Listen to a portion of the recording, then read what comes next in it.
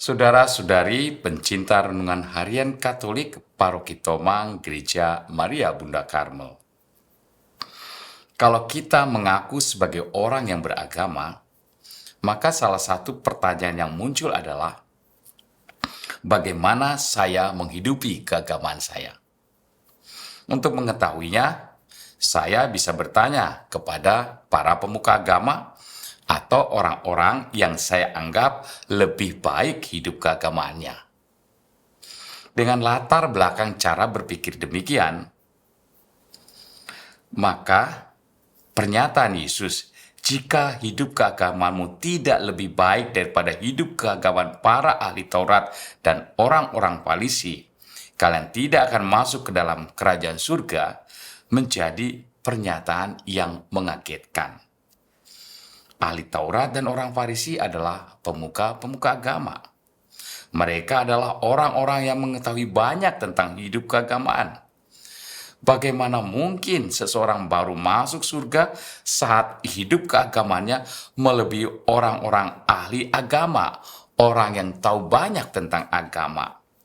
Apa maksud Yesus dengan pernyataan tersebut? Memang ahli Taurat dan orang Farisi adalah orang-orang yang tahu banyak soal keagamaan, karena mereka memang mempelajarinya, dan karena itu mereka dikelompokkan sebagai kelompok khusus, kelompok istimewa dalam masyarakat dengan mengajarkan hal-hal yang berkaitan dengan hidup keagamaan. Mereka istimewa dan diminta bantuan banyak orang mengenai hidup agama. Akan tetapi dalam kitab suci, khususnya Injil, kita juga mengetahui bahwa ahli-ahli Taurat dan orang-orang Farisi ini menjadi kelompok yang dikecam oleh Yesus. Benar, mereka tahu banyak tentang hidup keagamaan, tetapi dalam menjalankan apa yang diketahuinya itu, bisa dikatakan mereka bertolak belakang. Mereka memberi aturan bagaimana menjalani hidup keagamaan, tetapi tidak melakukannya. Mereka adalah orang-orang munafik. Itu sebabnya dengan nada keras Yesus mengecam mereka. Mereka mengajarkan, tapi tidak menjalankan. Dengan mengatakan, jika hidup keagamaanmu tidak lebih benar daripada hidup keagamaan para ahli Taurat dan orang-orang Farisi, kalian tidak akan masuk ke dalam kerajaan surga.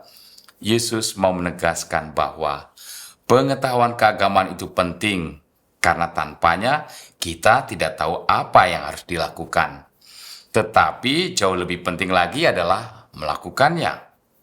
Dengan melakukan, orang akan memaknai dan melakukannya dengan lebih baik lagi. Itu seperti orang yang tahu bahwa memberi itu baik. Maka dengan melakukannya, orang itu akan lebih tahu lagi apa makna memberi. Dan tindakannya juga akan mengajar orang lain lewat contoh yang nyata bahwa memberi itu adalah menggembirakan, baik bagi diri sendiri maupun bagi orang lain.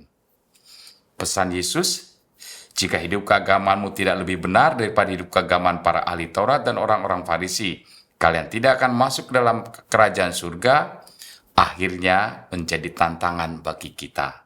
Bukan untuk mempermalukan orang-orang yang memiliki keahlian dalam hidup keagamaan, tetapi agar kita hidup lebih bermakna, hidup lebih memiliki sukacita saat kita melakukan hidup keagamaan kita.